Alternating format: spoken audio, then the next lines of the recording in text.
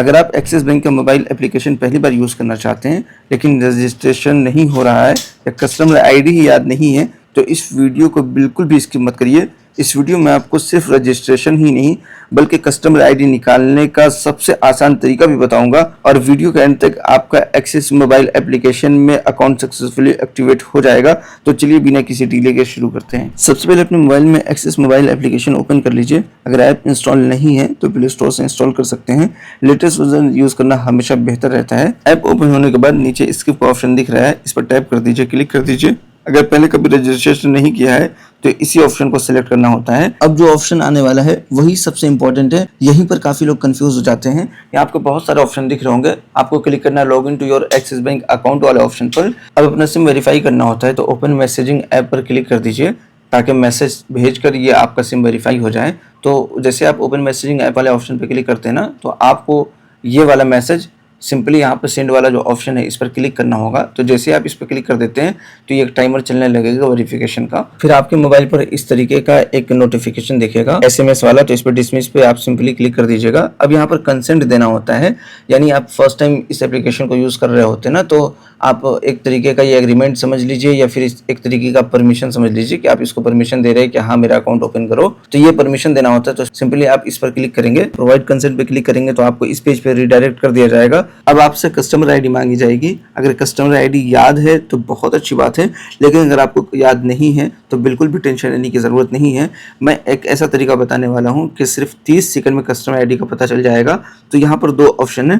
पहला क्या है कि आप अपने पासबुक पर देख सकते हैं। अगर आपके पास पासबुक नहीं है इस वक्त तो चलिए दूसरा ऑप्शन देख लेते हैं। यहाँ पर फॉरगॉट कस्टमर आईडी वाले ऑप्शन पर टैप करिए। अब यहाँ पर अपना registered mobile number, pan card number enter करके सबमिट पर क्लिक कीजिए। तो आपके रजिस्टर्ड मोबाइल नंबर पर एक ओटीपी आएगा, वो ओटीपी से आप वेरीफाई कर दीजिएगा। तो फिर आपको ऐसा कुछ दिखेगा। यहाँ पर आपका जो कस्टमर आईडी है वो छुपा हुआ होगा, मास्क होगा। आप इस पर क्लिक करके अपना कस्टमर आईडी नोट कर लीजिए, क्योंकि फ्यूचर में लॉगिन या इंटरनेट बैंकिंग एक्टिवेट करते वक्त भी इसकी जरूरत पड़ सकती है। तो इसे नोट कर लीजिए, कहीं लिख लीजिए। अब वापस से कंसेंट वाले ऑप्शन पर आ जाएंगे। यहाँ पर अपना कस्टमर आईडी एंटर करेंगे और नीचे जो ये कैप्चा दिख रहा है वो इंटर करेंगे। कैप्चा इंटर करने के बाद यहाँ पर आपको एक ऑप्शन दिखेगा गेट ओटीपी का, तो इस पर क्लिक कर दीजिएगा। तो आपके रजिस्टर्ड मोबाइल नंबर पर ओटीपी आएगा। वो ओटीपी जैसे आप यहाँ पर इंटर करके आगे के ऑप्शन पर आप क्लिक करते हैं तो अब देखिए आपके पास ये वाला ऑप्शन आ जाएगा, ये पेज आ जाएगा। तो यहाँ पर आपको दो ऑप्शन दिख रहे होंगे, दोनों पर आप यस पे क्लिक कर दीजिएगा। वैसे मैं बता देता हूँ ये दोनों क्या चीज़ है। पहला है इंटरनेट बैंकिंग और दूसरा मोबाइल बैंकिंग।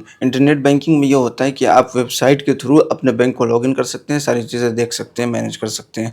दूसरा मोबाइल बैंकिंग में होता है कि जो ये एप्लीकेशन है, ये एप्लीकेशन यूज़ करने के लिए मोबाइल बैंकिंग एक्टिवेट होना चाहिए, चालू होना चाहिए। तो दोनों को सेलेक्ट करने के बाद कन्फर्म पर क्लिक करेंगे। अब लास्ट ऑप्शन पर पहुंच चुके हैं। यहाँ पर हमें ऑथेंटिकेट करना पड़ेगा, एक मरतबा वेरीफाई करना पड़ेगा। तो वेरीफाई करने के लिए हमारे पास दो ऑप्शन है, एक हाफ ओटीपी, मतलब आपके नंबर या ईमेल आईडी पर एक ओटीपी आएगा, और दूसरा ये कि डेबिट कार्ड के थ्रू। तो आपके पास अगर डेबिट कार्ड है, एटीएम है आपका, तो आप उससे आसानी से कर सकते हैं।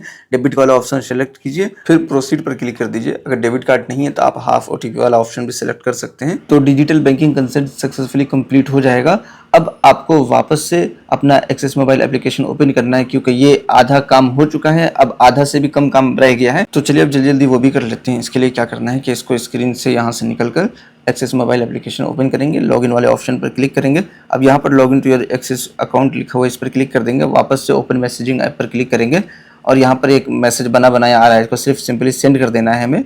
तो जैसे इसको आप सेंड करते हैं तो आपके स्क्रीन पर कुछ ऐसा लिखा हुआ देखने को मिल जाएगा कि आप एप्लीकेशन से बाहर मत निकलिएगा, क्योंकि हम आपका प्रोसेस कर रहे हैं। तो ये बस कुछ सेकंड लेगा, उसके बाद आपको ये वाला ऑप्शन दिखने लगेगा, इस पेज पे रिडायरेक्ट कर देगा। यहाँ पर आपको रजिस्ट्रेशन मेथड सेलेक्ट करना होगा, OTP, internet banking, debit card या फिर आधार फेस ऑथेंटिकेशन। तो इन चारों में से जो आपको सही लगे वो आप चूज़ कर लीजिएगा। मैं डेबिट कार्ड वाला ऑप्शन सेलेक्ट कर लेता हूँ। तो जो भी आप सेलेक्ट करेंगे उसके हिसाब से आप आगे का प्रोसेस करेंगे। मैंने यहाँ पर डेबिट कार्ड मतलब एटीएम सेलेक्ट किया है, तो अब यहाँ पर एटीएम के डिटेल्स एंटर करने के बाद कंटिन्यू पर क्लिक करेंगे। अब ये वाला पेज ओपन हो जाएगा। यहाँ पर कह रहा है कि आप अपना निक नेम एंटर कीजिए, आपको जिस नाम से पुकारा जाता है। फिर ये दोनों बॉक्स को चेक कीजिएगा, टिक कीजिएगा, उसके बाद कन्फर्म पर क्लिक करेंगे। तो जैसे ही आप कन्फर्म पर क्लिक करते हैं अब यहाँ पर ये वाला ऑप्शन आ जाएगा, ये वो पॉइंट है जहां गलती हुई तो रजिस्ट्रेशन रुक सकता है। रजिस्ट्रेशन कंप्लीट होने में अब सिर्फ 2 स्टेप बचे हैं, तो अब तो गलती की गुंजाइश ही नहीं है, अब गलती नहीं होनी चाहिए, इसलिए ध्यान से देखिए। यहाँ पर आपको अपना एम पिन सेट करना होगा, बनाना होगा। ऐसा एम पिन बनाइए जो सिक्योर भी हो और आपको याद भी रहे। इसी एम पिन से फ्यूचर में ऐप ओपन होगी। अगर आपके फोन में फिंगरप्रिंट का ऑप्शन ना हो, अगर फिंगरप्रिंट का ऑप्शन है तो आप इसे ऑन कर लीजिएगा। अभी मैं बता रहा हूँ कैसे ऑन करना है कि फिंगरप्रिंट से भी आप इसे ओपन कर सकते हैं, और चाहे तो इस एम पिन से जो आप बना रहे हैं इससे भी आप लॉगिन कर सकते हैं, ओपन कर सकते हैं। तो अब एम पिन बना लीजिए, ऊपर और नीचे दोनों जगह एक ही एम पिन डालिए, एक ही कोड डालिए। अब कंफर्म पर क्लिक करिए। अब अगले ही कुछ पल में रजिस्ट्रेशन सक्सेसफुली कंप्लीट हो जाएगी। यहाँ पर आपको दिख रहा है। अब देखिए ये वाला ऑप्शन आया, इसको आप इनेबल कर दीजिएगा। ये फिंगरप्रिंट लगाने का है, फिर ये बॉक्स को टिक कर दीजिएगा। उसके बाद अब प्रोसीड पर क्लिक कर दीजिएगा, तो आपका फिंगरप्रिंट भी लग जाएगा, फिंगरप्रिंट भी ऐड हो जाएगा। इस एप्लीकेशन को ओपन करते वक्त आपको सिर्फ एम पिन नहीं, फिंगरप्रिंट का भी ऑप्शन आपको मिल जाएगा। तो यहाँ पर कह रहा है कि आप अपना यूपीआई इसी एप्लीकेशन में एक्टिवेट कर लीजिए, तो मुझे नहीं करना है, तो इसके ऊपर सिंपली क्लिक कर देंगे। अब रजिस्ट्रेशन कंप्लीट हो चुका है और लॉगिन भी हो चुका है। आप इसी ऐप से balance check, mini statement, fund transfer, UPI, debit card service, credit card, FD, loan और बहुत सारी बैंकिंग सर्विस घर बैठे यूज कर सकते हैं।